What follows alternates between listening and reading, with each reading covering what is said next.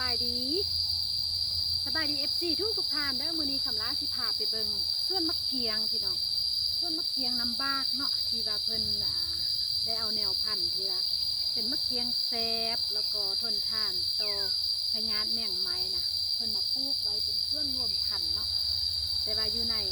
ในพื้นที่ของสวนปลูกมะเกียงก็มีสิ่งหนึ่งที่สะพายให้พี่น้องได้เบิ่งได้ชมว่าพื้นที่สวนมะเกียงอยู่ที่บอนคำลามาถ่ายคลิปนี้มียังแดจะสะพายให้พี่น้องได้เบิ่งได้ชมกันได้เบิ่งนำกันถ้าผู้ใดได้เห็นเราจะทึ่งมากเลยนะพี่น้องจะทึ่งมากว่าก็จะจัดการแบบนี้เห็นให้ได้ทางคุณภาพแล้วก็ได้ทางรักษาสิ่งแวดล้อมนั่นเนาะพี่น้องเนาะไปเบิ่งนำกันเนาะว่าสิเป็นจังได้พี่น้องไปสำหรับสิพาไปพี่น้องวันนี้คำลากสิพา FC ทุกท่านไปเบิ่งสวนมะเกียงเนาะส่วนรวมพันธุ์มะเกียงน้ำบากพี่น้องเป็นมะเกียงที่ว่าขึ้นซื้อลืนน้ำแล้วก็เฮ็ดเป็นกิจการค้าเนาะพี่น้องเนาะเป็นการค้าที่ว่าเป็นสินค้าหนึ่งที่ว่ามีชื่อเสียงโด่งดังอยู่ที่หลวงพระบางนั่นก็คือมะเกียงน้ำบากพี่น้องที่นี่ก็จะเป็นส่วนมะเกียงที่เพิ่นได้ทอนโฮมเอาแนวพันธุ์ที่ว่าแซ่บแล้วก็มีความทนทานต่อพยาธิหรือว่าแมงไม้เนาะได้ดีนะพี่น้องเพิ่นก็จะเอามาปลูกไว้เป็นส่วนเพิ่นจะเอิ้นว่าส่วนรวมพันธุ์พี่น้องแต่ว่าเราไปเบิ่งนำกันว่าการจัดการข้าเจ้าก็จะเฮ็ดแบบได้เราไปเบิ่งนำกันข้าเจ้าส่วนหลายเนาะถ้าว่าปลูกตามเชิงของหลักวิชาการเพิ่นก็จะเฮ็ดเป็นแถวประมาณนี้แหละพี่น้องการปลูกเป็นแถวนี่ก็เพื่อความสะดวกในการอนามัยเนาะอนามัยทางหญ้าใส่ฝุ่นพรวนดินแต่ว่าเพิ่นก็จะมีการจัดการที่ดีพี่น้องเพราะว่าเพิ่นก็จะมีการใส่ฝุ่นพรวนดินจะมีการที่ว่าจะได้ก็ถาปุ๋ยฮะเนาะถาปูนข้าวเพื่อป้องกันการเป็นเชื้อราของต้นมะเกียงเนาะเพราะว่าต้นมะเกียงพญาที่หลักๆก็คือว่าเชื้อราพี่น้องเลยเห็นให้หากเนามาสันเดตามที่คำลาได้ยินเพิ่นว่าดอกคำลาก็มาว่าสู่ฟังแต่ความแท้จริงจะเป็นได้คำลาก็บ่สามารถหูใดเพราะว่าคำลาก็บ่ได้ลงลึกเรื่องนี้นะพี่น้องแต่คำลาก็เชื่อว่าอาจจะแมนข้อมูลที่ว่า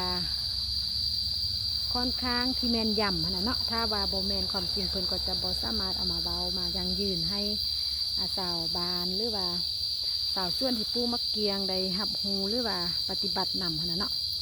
อันนี้ก็จะเป็นปีนี้ก็จะเริ่มออกดอกออกมาแล้วพี่น้องเห็นบ่ก็จะติดพ้นแต่ว่าเป็นปีทำอิฐก็จะบ่ไล่ปันได้เนาะพี่น้องเนาะก็จะบ่ไล่เทียเพราะว่าปีนี้น่าจะเป็นปีทำอิฐที่ว่าส่วนมะเกียงได้ให้ผลผลิตเนาะก็คือการออกดอกออกมานี่แหละพี่น้องเอาไปเบิ่งนำกันเนาะกำลังจะลงไปลุ่มๆพุ่นพี่น้องเห็นบ่อยู่ลุ่มๆพุ่นแหละกำลังสิลงไปบนนั้นเนาะไปเบิ่งนำกันพี่น้องเห็นบ่พี่น้องกำลังก็จะลงมาลุ่มแล้วเนาะพี่น้องเนาะนี่ก็จะเป็นส่วนมะเกียงที่ว่าออกดอกแล้วก็ให้มากเป็นปีทำอิฐนะพี่น้องคุณก็จะมีการจัดการแบบนี้แหละเอาไปเบิ่งใกล้ๆนำกันว่าซีเมนต์เดี๋ยวได้นะพี่น้องเห็นบอกเรื่องอุ้ยนี่มันยั่งพี่น้องก็จะเป็นต้นพืชคุมดินเนาะพี่น้องเนาะที่เพิ่นเอามาปลูกเพื่อว่าป้องกันบ่ให้ดินเสาะเจือนหรือว่าคุมหญ้าเนาะพี่น้องเอาไปเบิ่งนำกันพี่น้องคำลามาแล้วคำลาบยักวายังไล่อยากให้พี่น้องดื่มด่ำกับธรรมศาสตร์ความสวยงามของทรายลมแล้วก็เสียงแมงไม้เนาะพี่น้องคือทุ่งลาเวนเดอร์เลยได้พี่น้องความงามเห็นบ่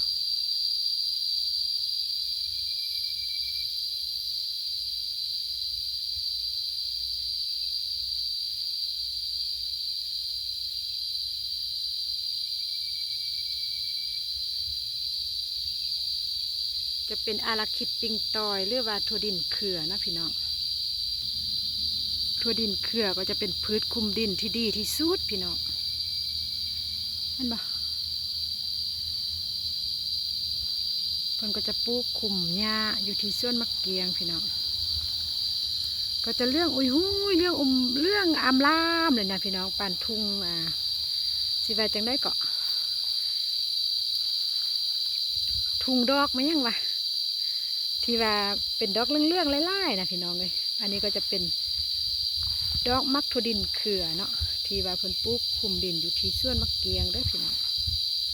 งามคักงามเนี่ยคำลาบยักยางพาเลยพี่น้องเห็นบ่งามเลยอันที่เรื่องเรียกไปเรื่องแล้วเป็นดอกถั่วดินนี่เมื่อแต่พี่น้องมันก็จะมาปลูกเป็นพืชคุมดินหญ้าก็จะบ่ขึ้นไล่เห็นบ่พี่น้องสังเกตเห็นบ่บอลได้ที่มีอันดอกถั่วดินเครือแล้วก็จะแทบจะบ่มีหญ้าเลยฮะเลยเนาะ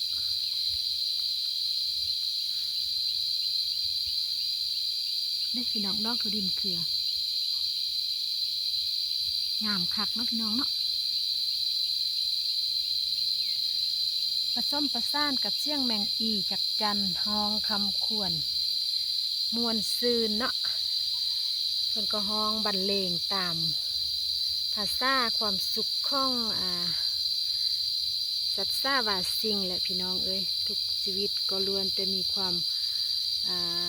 เบิกบานสดชื่นฮ้องลำทำเพลงเนาะพี่น้องเด้พี่น้องเอ้ยงามคักงามแน่งามเทงามว่านี่ก็จะเป็นมะเกียงน้ำบากเป็นพันธุ์ที่ดีแล้วก็มีความต้องการของตลาดสูงนั่นแหละมะเกียงก็เป็นสินค้าหนึ่งที่เฮ็ดให้ชาวเมืองน้ำบากมีชื่อเสียงแล้วก็เป็นรายหับหลักของประชาชนทางแถวเมืองน้ำบากพี่น้องทุกครอบครัวทุกครัวเรือนทุกบ้านก็จะมีสวนมะเกียงครอบครัวหนึ่งมีบ่ต่ำกว่า2-3 เฮกตาร์พี่น้องเอ้ยรายได้แต่ละปีก็บ่ยักว่าเลยแหละเนาะตามข้อมูลที่เพิ่นเบาฮะนะแต่ว่าคาดอย่างเดียวพี่น้องคาดการจัดการที่ดีก็คือการใส่ฝุ่นพรวนดินนั่นแหละพี่น้องถ้าว่าการปลูกแต่ก่อนเนาะก็แม่นปลูกแบบธรรมศาสตร์นั่นแหละพี่น้องปูเหยื่อยาเหยื่อหรือว่าพอเท่าแม่เท่าพอเท่ามอนแม่เท่ามอนผ่าปลูกแล้วก็ปลูกตามที่บ่มีบ่เป็นระบบระเบียบขนาดเนาะพี่น้องปลูกขยกขยางตามหอมห้วยหอมผูหอมอันนั้นอันนี้ไปแต่ว่ามาฮอดปัจจุบันนี้บางส่วนก็มีอายุฮอด40-50 ปีเนาะบ่ว่าแต่คนบ่ว่าแต่พืชถ้าคาดการบำรุงรักษาพี่น้องก็สิเฮ็ดให้สุดโทรมหรือว่าเท่าแก่ไปขนาดเนาะฉะนั้นทางโครงการเพิ่นก็เห็นความสำคัญของมะเกียงเนาะก็เลยได้มีต่างประเทศพุ่นใดพี่น้องเลยได้มีโครงการเข้ามาช่วยยืนมือเข้ามาช่วยในการจัดการส่วนมะเกียงก็คือว่าการใส่ฝุ่นพรวนดินแล้วก็การตัดแต่งเนาะตัดแต่งการทำซ้าวแหละการสิว่าไปนะเห็นให้มะเกียงนุ่มนะเนาะบ้านคำล่าจะเอิ้นว่าตัดแต่งทางอันเมืองไทยเพิ่นจะเอิ้นว่าการทำซ้าวมันบ่ได้พี่น้องปีนี้ก็จะเป็นปีทำอิฐที่ว่าออกมากมาแต่กระบฮูว่าสีแซบจำได้สินะพี่น้องแต่ว่าอากาศอยู่ที่เมืองน้ำบากก็มันเป็นดินดำน้ำซุ่มที่ว่าเหมาะสำหรับการเจริญเติบโตของมะเกียงแต่ว่าก่อนเพิ่นสินำมาปลูกเพิ่นก็มาเพิ่นอีว่าจังได้ก็มาสำรวจเบิ่งว่าอากาศคล้ายคือกันโบสินะพี่น้องแล้วเพิ่นก็มาปลูกรักษาแนวพันธุ์ไว้บนนี้เมืองน้ำบากนี้ทุกครอบครัวถือว่ามีส่วนมะเกียงเมิดพี่น้องแต่ก็คือคำลาเคยว่าแหละคาดอย่างเดียวก็คือการจัดการที่ดีเนาะข้าเจ้าก็มีแต่เก็บผลผลิตค่ายนะแต่ละปีโดยที่บ่ได้ใส่ฝุ่นพรวนดินบ่ได้เติมบ่ได้เติมบ่ได้เสริมบ่ได้แต่งหั่นน่ะเฮ็ดให้ต้นมะเกียงของข้าเจ้าถือว่าแรงไหลหับของข้าเจ้าก็นับมือนับ หลุดพรจำนวนลงเนาะจากใด4 ตัน 5 ตันก็จะลงมาประมาณ3 ตัน2 ตันก็ลดน้อยไปแต่ละปีฮะนะเพราะว่าดินมันก็ถ้าเฮาบ่ใส่ฝุ่นพรวนดินมันก็สิจืดสิจางฮะแล้วเนาะพี่น้องเอ้ยก็คือคนนี่แหละก็ต้องได้บำรุงคือความหักคือครอบครัวเนี่ยต้องได้ใส่ใจกันแดประมาณนั่นแหละพี่น้องถ้าเปรียบเปยไปก็ได้ คำลาก็ได้เนาะก็แมนเทได้พี่น้องเอ้ยถ้าว่าคาดการบำรุงก็มีแต่เอาไปใส่คือเอาไปใส่สินะเนาะที่ว่าก็คือเฮาห้าเงินนี่แหละพี่น้องเอ้ยถ้าบ่ห้ามาทอนใบตื้มนะก็มีแต่จกเอาไปใส่ตกเอาไปใส่เดี่ยวก็หมดเนาะพี่น้องฉะนั้นบ่ว่าแต่พืชบ่ว่าแต่คนบ่ว่าแต่สิ่งมีชีวิตได้ก็ต้องการความเอาใจใส่เนาะต้องการความเอาใจใส่บ่ว่าแต่เฮาเองนี่นะถ้าคนอื่นใส่ใจนำเฮาก็รู้สึกว่าดีเนาะรู้สึกว่าดีใจเฮายังมีความสำคัญสิได้พี่น้องเอ้ยก็คือกันแหละพืชกับคนชีวิตจิตใจอันเดียวกันเนาะต่างแต่ว่าพืชบ่สามารถปากใดเบาใดแต่ข้าเจ้าก็แสดงกิริยาอาการมาทางใบทางหากทางลำต้นเนาะอันนี้ก็เป็นหนึ่ง เป็นหนึ่งบทเรียนหนึ่งความรู้ที่คำลาใดจากการไปร่วมโครงการปูมะเกียงอยู่ที่เมืองน้ำบากพี่น้องเอ้ยเห็นบ่พี่น้องสังเกตบ่ว่าบอนได้ทีว่ามีทั่วดินเครือก็จะบ่มีหญ้าเนาะถ้าบอนได้บ่มีทั่วดินเครือก็จะบอนได้มีทั่วดินเครือหญ้าขาจะบ่ขึ้นพี่น้องถ้ามีทั่วดินเครือแล้วก็ถ้าบ่มีหญ้าก็จะขึ้นหลายเด้พี่น้องเอ้ยอันนี้ก็ให้มากแหละแต่ว่าบ่ฮู้ว่าสิใหญ่ซำได้เนาะเพราะว่าเป็นปีทำอิฐเด้พี่น้องเอ้ยป้าเดี๋ยวนี้คำล่ารู้สึกว่าคำล่าอยู่ในอันทงลาบินเดอร์มันยังนี่แหละพี่น้องเบิ่งดูงามแท้งามว่าพี่น้องเอ้ยถ้าว่าโอ้ยคำล่ายังมีว่างเลยพี่น้องคำล่าจะมีกองงามมาทายให้พี่น้องได้เบิ่งได้ชมนะว่าความสวยงามของธรรมศาสตร์เห็นบ่พี่น้องงามคักงามเลยอันเรื่องนี่มันดอกถั่วดินเครือหมดเด้อพี่น้องหรือว่าซื้อวิทยาศาสตร์เพิ่นก็เอิ้นว่าอาราคิดปิงตอยนั่นเนาะเป็นพืชคุมดินที่ทางโครงการเพิ่นเอามาแต่ห้วยซ้อนห้วยซัวก็เอามาแต่ฟังไทยเพิ่นได้เป็นแนวพันธุ์พระราชทานได้ที่ว่าเพิ่นให้ปลูกคุมดินนะพี่น้องเห็นบ่พืชแต่ละอย่างก็มีคุณค่าในตัวเองนะพี่น้องเนาะแม้ว่าจะเป็นพืชที่ว่าตัวจะบ่สูงเนาะจิ๋วแต่แจ๋วนะพี่น้องอันลำต้นจะบ่สูงยาวตะงานฟ้าแต่คุณค่าของเธอก็คือการปรับปรุงดินแล้วก็การคุมหญ้าคุณประโยชน์ของอาราคิดปิงตอยนี่ก็มีหลายอย่างนะพี่น้องคุมดินนี่เฮ็ดให้อันเวลาฝนตกนะหน้าดินก็จะบ่ทึกเซาะลางเนาะจะบ่ไหลนะจะอีว่าจังได้ก่อนหน้าดินจะบ่ทึกน้ำฝนไหลนี่นะหน้าดินนี่ก็จะเป็นดินที่มีความอุดมสมบูรณ์เลยพี่น้องฝุ่นปุ๋ยยังก็อยู่หน้าดินนี่แหละหมดเนาะทั่วดินเครือนี่ก็จะหักซ่าเลยว่าคุมดินไว้ฮะนะไว้ใดดีเนาะอันที่ซ่องมานี่เห็นยังแล้วก็เห็นให้อันหญ้าคุมหญ้าแหละเนาะบ่ให้หญ้าอันอื่นเกิดขึ้นมาเห็นบ่พี่น้องถ้าว่ามีทั่วดินเครือไล่แล้วหญ้าอันอื่นก็จะบ่มีเลยพี่น้องเอ้ยอันที่สามนี่พิเศษกว่านั้นก็คือสามารถเป็นพืชที่ว่าการท่องเที่ยวใดเนาะเพราะว่าสร้างความสวยสดงดงามให้พื้นที่ที่ปลูกทั่วดินเครือนี่เด็กพี่น้องเห็นบ่คือคำลาทายให้พี่น้องเบิ่งนี่แหละมันงามคักงามแน่นะพี่น้องเอ้ยงามเทงามว่าเนาะเด็กพี่น้องขนาดว่าเอามาปลูกอยู่ที่นี้เขาเจ้าก็มีการจัดการที่ดีนะพี่น้องก็ยังเห็นให้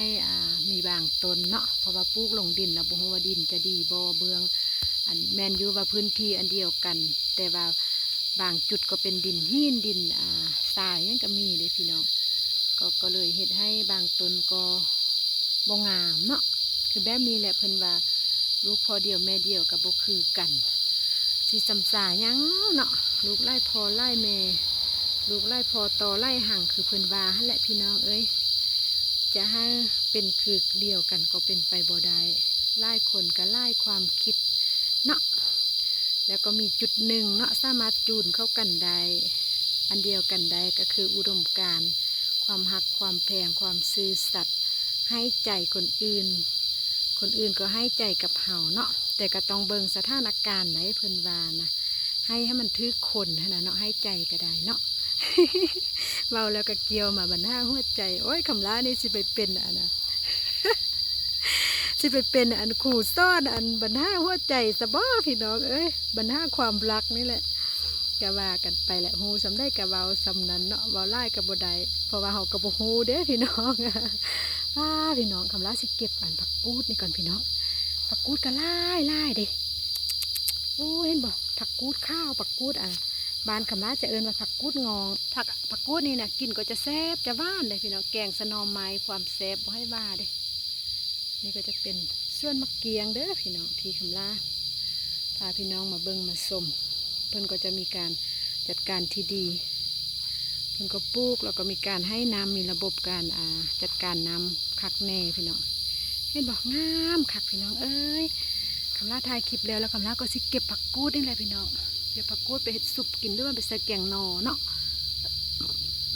ขอโทษหลาย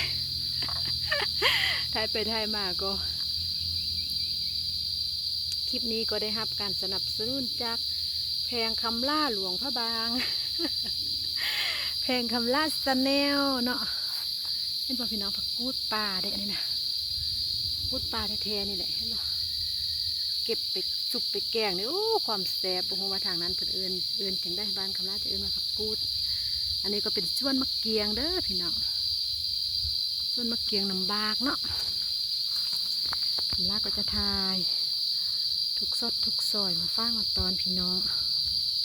นี่พี่น้องก็เป็นไล่เลยกำลังเป็นเนาะ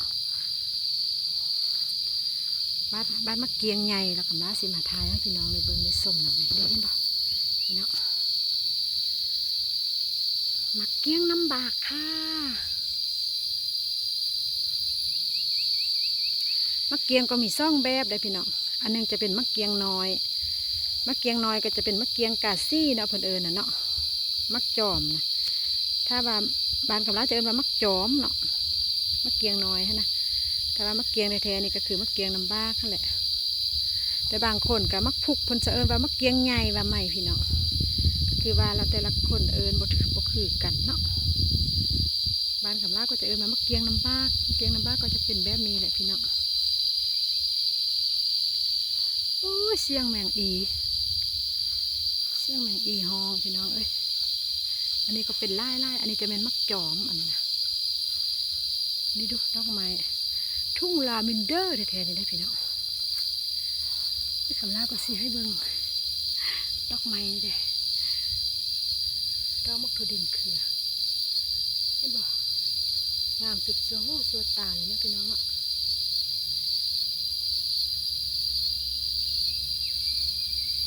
งามคักงามเนี่ยพี่น้องเอ้ย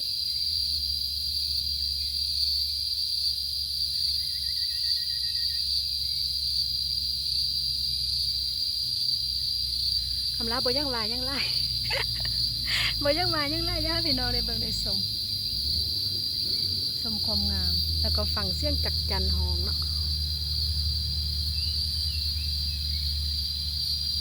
เริ่มแดดมาแล้วพี่น้อง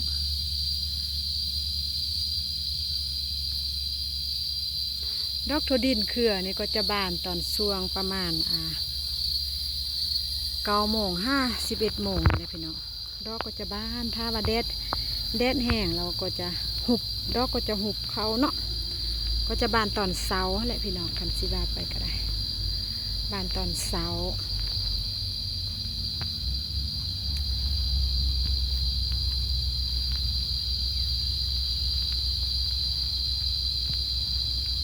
งามคักงามแน่พี่น้องเอ้ยงามว่าอันนี้คำลาก็สิเก็บผักกูดนะพี่น้องเก็บผักกูดใส่เห็ดแกงมีไล่พี่น้อง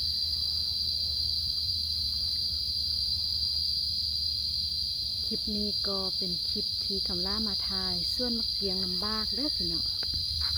การปลูกมะเกียงการปลูกหักซ่าแนวพันธุ์มะเกียงน้ำบากวิธี บางห้อยโคดนะพี่น้องเมืองเชียงเงินแข้งล่วงพะบางเวลาเก็บผักกูดน้ำกันนะพี่น้องเนาะ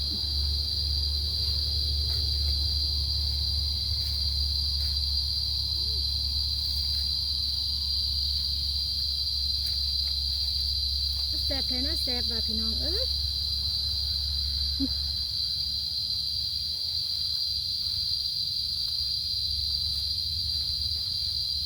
พูดงองพี่น้อง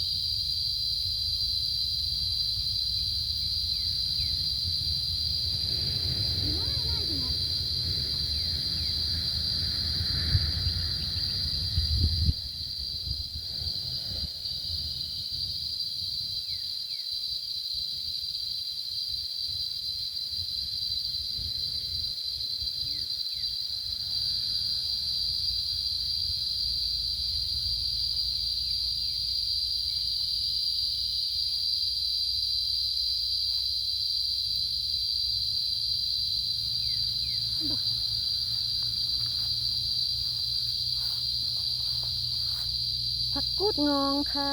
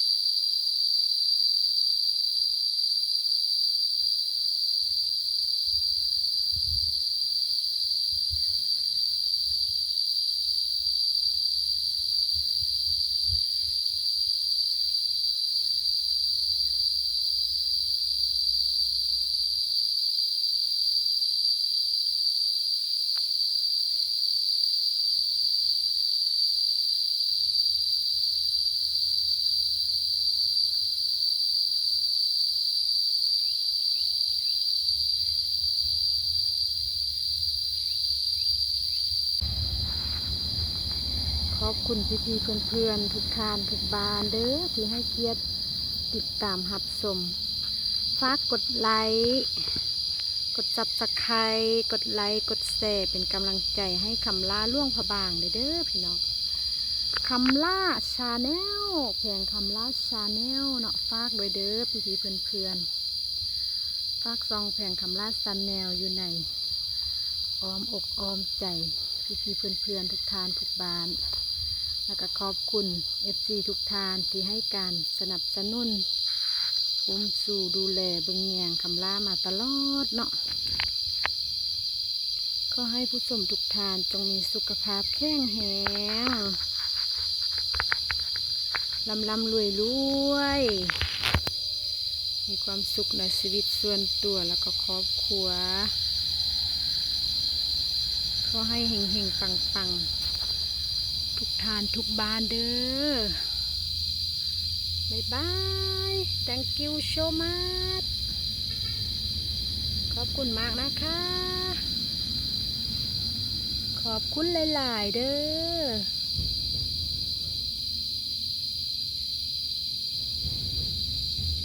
อบายบาย